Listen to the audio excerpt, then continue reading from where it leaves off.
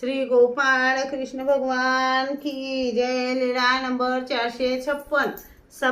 सप्तम मात्रेच्या देवळात ओटा करण्याची आज्ञा। एके दिवशी सर्वज्ञ आसनावर बसलेले होते। सर्वज्ञ म्हणाले, नायका, येथे 7 तराचा ओटा करा।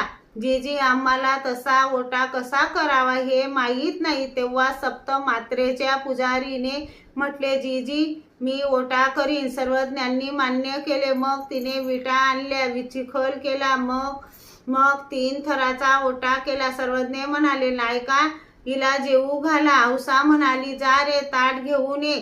ती ताट घेऊन आली। औसाने अन्न वाढले। ती म्हणाली, मी काय यांच्यासाठी ओटा केला? आम्ही म्हणून रुसली, तिची वासना वाईट। सर्वज्ञ म्हणाले, नायका, हिला बाहेर काढा। मग तिला बाहेर काढले। श्री गोपाळ कृष्ण भगवान की जय।